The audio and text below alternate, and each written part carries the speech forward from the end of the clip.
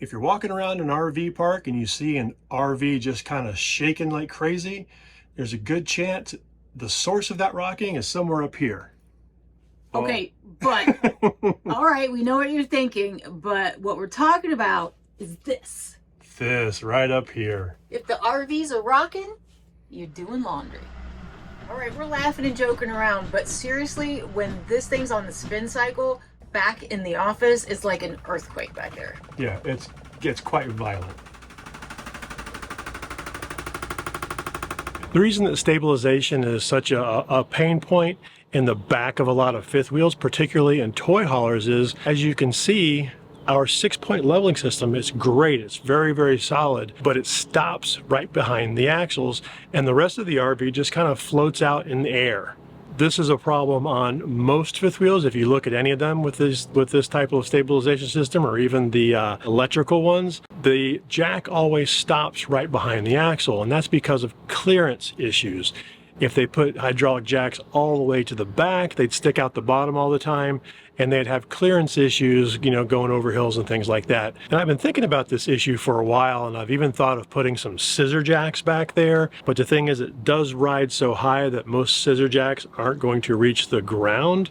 They also do have a stabilization system, MORryde does, as well as some others that I've seen, that go into a hitch in the middle and go down from there. But we don't have a hitch on ours because it's a toy hauler. Most toy haulers don't have hitches in the back. Honestly, I don't ever know, even if I had a hitch, if I would double toe. That scares the hell out of me. But then our friends at MORryde came out with this I-Beam stabilizer, which is really, really cool and quite simple and easy to use. It's called an I-Beam stabilizer because it clips right onto the I-Beam on your frame underneath. So you've got an I-Beam that sits like this, and then this thing just clicks right on here or up here, whatever works for your particular height. And then you've got this telescoping portion down here that you take to the ground, and you know, you want to kind of keep this on about a 45-degree angle. You put one of these on each side of your RV, and then you connect a ratchet strap, which is included with the device, and you pull them in together, causing the whole thing to be nice and tight up against the frame, and you know, it keeps it nice and solid. Now, the thing I like about this design versus the one that goes into a hitch is the hitch is stabilizing at one point in the center of the RV. It's still got two arms like this that go out, but it's one point of stabilization on the frame. This takes the stabilization all the way out to the edges and gives you 2 points of contact, and I think it's a lot more stable. I don't know this, I haven't tested both, but it seems like it would be.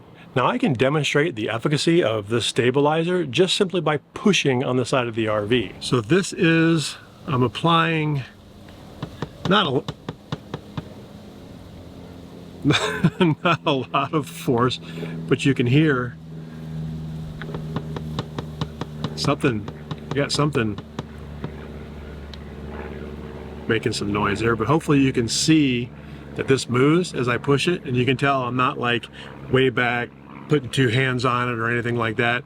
Just one hand, and I can shake the whole RV. All right, stabilizer's on, same amount of force, and it's not moving at all. In fact, I can't even get it to make that noise now.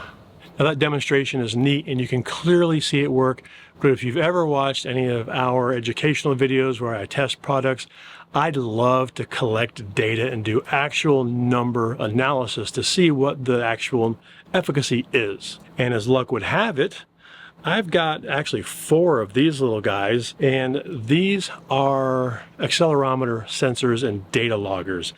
And I bought these for our upcoming video where we're going to do another MORryde independent suspension, and I want to do lots of data and tests on that.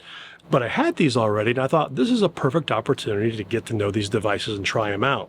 These things should work great for measuring the shake in the RV during a wash spin cycle. Before I jump into all the numbers and data and technical stuff, I do want to thank our sponsor, Changing Lanes. So we don't have a sponsor for this video, but I do have 3 favors to ask of you. Number 1 is the most important, and that's whenever you watch a video like this or any video where we share products, these are products that we use and we test and we actually like and use on the road. And you would be doing us a huge favor if you use our links. These links don't cost you anything extra, but they do give us a very small commission on every purchase, and it's part of how how we fund this channel and bring you content every week. We also have links to everything we've ever reviewed in our affiliate store, so be sure to check that out. Number 2 and 3, if you would click that like button and subscribe. Those things really help us out with the YouTube algorithm. So please smash that thumbs up, smash that like button. We'd really, really appreciate it. Now let's talk a little bit about how I nerded out for these tests. As I mentioned, I've got these data loggers. Now these data loggers measure acceleration in these 3 axes around like this. They also measure the amount that it twists and turns. So I get a lot of data from these things. These things actually log at 10 Hertz, which is 10 times per second. I get all this data. And I wanted to measure both the front and back of the RV because, you know, the front didn't have anything added to it. It's got its stock stabilization, but the back has the I-Beam Stabilizer. So I wanted to kind of compare both. So I used 2-sided Gorilla Tape to attach these to the floor so they wouldn't move and they would actually measure what is felt on the floor of the RV. I put them in the center, both in the back and up front. I'm doing this to measure the spin cycle of the washing machine.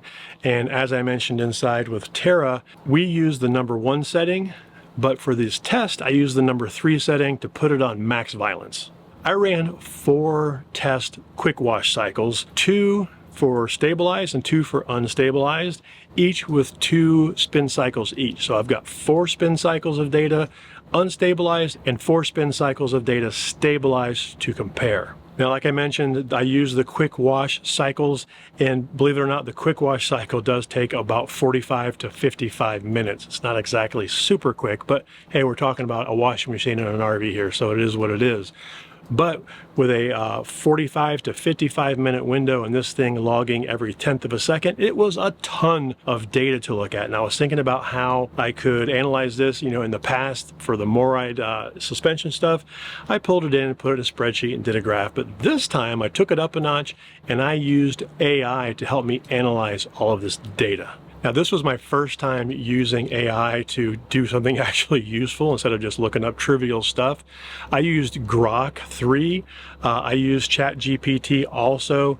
I use both of those, but I tend to prefer Grok. It just seems to be a little more, it seems to be a little better at understanding and processing and thinking. Now, I'm not going to bore you with the entire conversation and what I did to interact with Grok, because honestly, it went on for hours. I mean, obviously I did several tests and I'm out here running the data through every test cycle, but it turns out Grok is a lot smarter than me.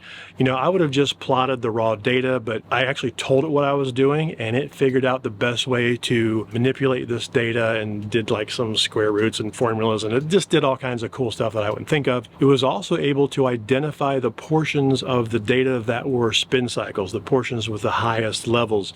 So I was able to ask it to take that data into consideration, not necessarily the whole time when nothing's going on, and basically compare the spin cycles of stabilized and unstabilized. But after Grok and I going back and forth and talking about this data and tweaking it and doing averages and all of this, this is the table that it came up with.